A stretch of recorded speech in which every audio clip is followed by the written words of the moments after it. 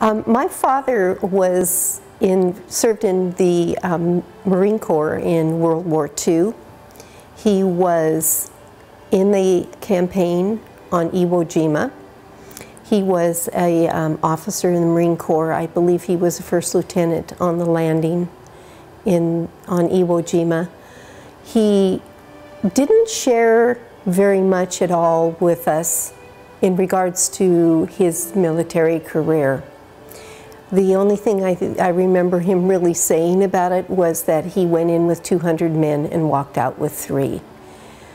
I like to think that the baby boomers were raised by the silent generation.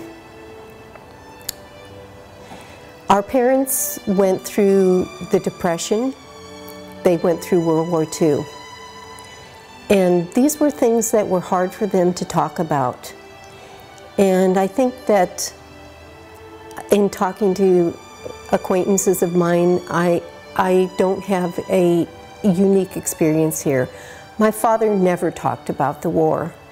They talked a little bit about, oh, back in the Depression, you know, going to the movie cost a nickel, and we often didn't have the nickel to go to the movie, but we never really got a huge sense of the Depression or the war from my parents.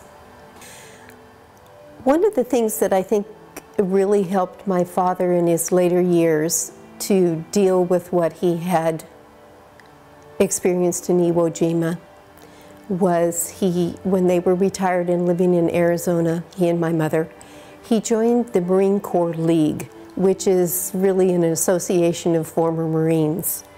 And I don't know if they talked about their experiences in the war, which I doubt, because they were all pretty tight-lipped about what happened. But just, I think, being with people that had shared the experience with him was a very calming and soothing and therapeutic thing for Dad.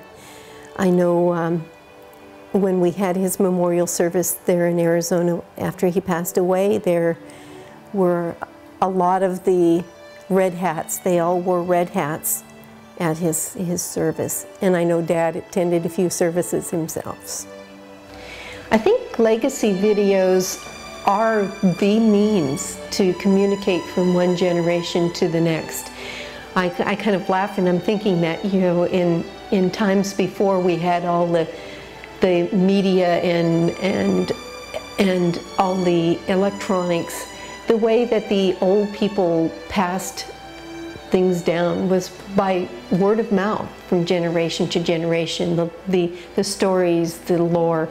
And I think legacy videos are, in this electronic generation, the way to pass those stories down to generations.